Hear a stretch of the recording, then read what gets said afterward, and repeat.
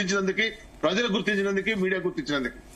విఠల్ గారు జాయిన్ అయ్యారు, భారతీయ జనతా పార్టీ సభ్యులు. బట్ అంతకంటే ముందు తెలంగాణ ఉద్యోగుల సంఘం నేత విఠల్ గారు, ఇనీషియల్ రియాక్షన్ నిన్న కేబినెట్ తీసుకున్న నిర్ణయం మీద మోర్ ఆర్ లెస్ హ్యాపీ అనిపిస్తుంది నాకు ఇక్కడున్న ప్యానెల్ చూస్తుంటే.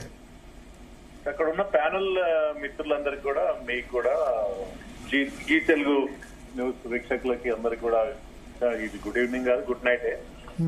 భరత్ గారు చెప్పండి. ఇనీషియల్ రియాక్షన్ ఏంది నిన్న కేబినెట్ నిర్ణయం మీద? హ్యాపీయా ఉద్యోగుల సంఘ నేతగా? యాక్చువల్ గా చాలా ఎక్స్పెక్టేషన్స్ ఉండే,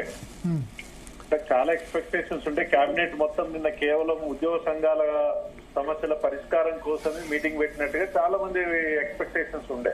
అంటే ఉద్యోగులు అంటే దాదాపు 4-5 లక్షలు కాంట్రాక్ట్ వర్కర్స్ అందరు కలుసుకుంటే దాదాపు 10 లక్షల కుటుంబాలు ఉంటాయి. అందరు ఈవెన్ రిటైర్డ్ ఎంప్లాయీస్ అందరు కలుపుకో ఉంటాయి.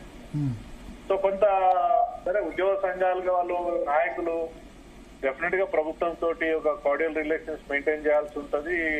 వాళ్ళు హక్కుల సాధన కోసం పోరాడాల్సి ఉంటది. వాళ్ళు తప్పకుండా మాట్లాడతారు, మా ఏదో శ్రీనివాస్ గాని, జగదీష్ గాని, ఇంకా మన శ్రీపాల్ మిగతా మిత్రులు కూడా. బట్ సామాన్యమైనటువంటి ఉద్యోగుల మనోభావాల్ని అర్థం చేసుకోవాల్సిన అవసరం ఉంది నిన్నటి క్యాబినెట్ మీటింగ్ తర్వాత. ఇప్పుడు సమస్య ఏంటంటే అన్ని పేపర్ హెడ్ లైన్స్ లో 2 DL అన్నారు.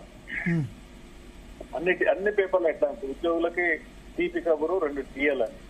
యాక్చువల్గా DL విషయానికి గతంలో చాలా మాట్లాడిన భరతన, DL అంటే పెరుగుతున్నటువంటి ఇన్ఫ్లేషన్ ధరలకు అనుగుణంగా ప్రభుత్వాలు ఇవ్వాల్సినటువంటి ఒక భత్యం, కరువు భత్యం, లేదా ఇంగ్లీష్ లో DNS అలవెన్స్ అంటారు.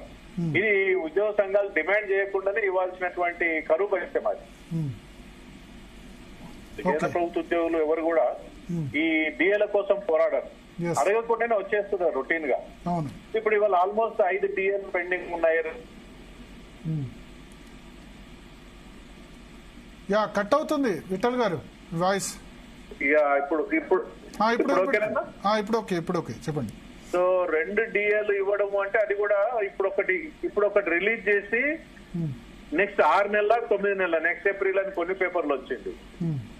సో దీనికి చాలా ఉద్యోగులకి ఏప్రిల్ అంటే 10 నెలలు, ఆల్మోస్ట్ 9 నెలలు, 10 నెలలు ఇంకా 2 DL యాడ్ అవుతాయి. జూన్ 1 కదా, 11 నెలల కిందకి వస్తుంది ఆల్మోస్ట్. అవునన్నారు. ఇప్పుడు రేపో మాపో ఇంకొక DA యాడ్, అవును, జనవరికి ఇంకొక DA యాడ్ అవుతుంది. ఇప్పుడు 2 DL ఇవ్వడము, అది ఏప్రిల్ ఇవ్వడం, మళ్ళీ యాజ్ ఇట్ ఈజ్ 5 పెండింగ్ ఉంటాయి. అది కాకుండా PRC మీద ఎలాంటి చర్చ జరగలేదు నిన్న క్యాబినెట్ లో, దాన్ని నిర్ణయం జరగలేదు. 1/7/2023 రోజు PRC అయిపోయింది. Actual due date PRC implement చేయాల్సినటువంటి వాతావరణం ఊసేస్తలేదు. ఇది పక్కకు పెడితే నిన్న కూడా మనం మాట్లాడినట్టున్నాం, దాదాపు 12,000 కోట్ల రూపాయలకు ఉద్యోగులకు రావాల్సినటువంటి వాళ్ళ GPF ఫండ్స్, వాళ్ళ గ్రాట్యుటీ ఫండ్స్. GPF అంటే వాళ్ళ హక్కు. అది 30 సంవత్సరాలు పనిచేసినటువంటి ఉద్యోగులు నెల డిడక్షన్ అయిన ద్వారా అది బ్యాంక్ లో డబ్బు దాచుకున్నట్టుగా GPF అకౌంట్ లో దాచుకున్న అమౌంట్. అది ఇంట్రెస్ట్ తోటి ఇవ్వాల్సిన ప్రభుత్వం. అది కూడా ఏమైంది, ప్రజలకు తప్పుడు సంకేతమైంది ప్రభుత్వం. అంటే ఇది రిటైర్ అయిన అటెండర్ కూడా 50 లక్షలు ఇవ్వాల్సి వస్తుంది మేము అంటే ప్రజలలో తీవ్రమైన వ్యతిరేక, అరే రిటైర్ కూడా 50 లక్షలు తీసుకుంటారా వీళ్ళని అభిప్రాయం వస్తుంది. కానీ వాళ్ళ సేవింగ్స్ అది గ్రాట్యుటీ కొంత కల్పిస్తారు. Mostly GPF savings, gratuity, pension commutation కదా. ఎగ్జాక్ట్లీ. బ్యాంక్ లో దాచుకుంటే, బ్యాంక్ లో మన అమౌంట్ డిపాజిట్స్ నెల సేవింగ్ చేసుకుంటే, లేదా పోస్ట్ ఆఫీస్ లో సేవింగ్ చేసుకుంటే ఎట్లాంటి ఇంట్రెస్ట్ తో కూడిన అమౌంట్, అది 30 ఏళ్ళు సర్వీస్ చేసినందుకే లాస్ట్ రిటైర్మెంట్ రోజులో పిల్లల చదువుల కోసం గానీ, పిల్లల పెళ్లిళ్ల కోసం గానీ, ఏదో ఉండడానికి ఇల్లు కట్టుకోవడం కోసం ఉపయోగపడే అమౌంట్.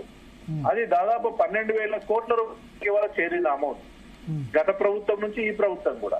సో ఈ 12,000 crores సంవత్సరానికి 700 కోట్ల రూపాయలు చెల్లిస్తామన్నట్టుగా నిన్న చర్చ వచ్చింది. కొత్తగా యాడవుతారు భరత్ అన్న.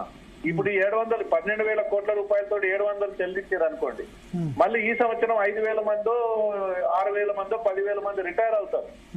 ఇది 12,000 కాస్త మళ్ళీ 13,000కు 15,000కు పోతుంది. అంటే సహజంగా వీళ్ళకి మొత్తం అమౌంట్ పే చేయడానికి మళ్ళా ఇంకా 20 సంవత్సరాల ఎన్ని సంవత్సరాలు పడుతుందో తెలియదు.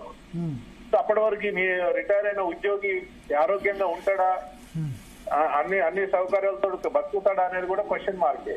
సో ఏదేమైనా గతంలో కూడా చెప్పుకున్నా, ఉద్యోగులకి ప్రభుత్వం అనేది ఉద్యోగులందరూ కూడా ప్రభుత్వంలో భాగస్వామ్యం. ప్రజల యొక్క సంక్షేమ కార్యక్రమాల్ని పకడ్బందీగా అమలు చేయాలన్నా, ప్రజలకు సేవ చేయాలన్నా, మంత్రులు అధికారం అంటే ఎవరైతే ఉన్నారో ప్రజాప్రతినిధులు సేవ చేయడానికి స్కోప్ ఉండదు. కేవలం ఉద్యోగుల ద్వారానే సేవలు చేయించాల్సినటువంటి పరిస్థితి ఉంటది. కాబట్టి వీరి సంక్షేమం సరైన రీతిలో చూసుకుంటే ఇంకా ప్రభుత్వ పథకాలు ఇంకా బాగా అమలయ్యి ప్రజలకు ఇంకా సేవ చేసే అవకాశం ఉంటుంది. ఓకే, సో మీరు ఏమనుకుంటున్నారు? పిఆర్సీ నెక్స్ట్ డిమాండ్ పిఆర్సీ అని అంటున్నారు. జనవరి నుంచి పిఆర్సీ అడుగుతాం, ఇక డిఏ అడగమని అంటున్నాయి ఉద్యోగ సంఘాలు. ఇప్పుడు డిఏ అడగకుండా ఇప్పుడు మళ్ళీ 5 యాడ్ అవుతాయి. 5 ఎప్పుడు పెండింగ్ ఉంటది కదా భరతన్న.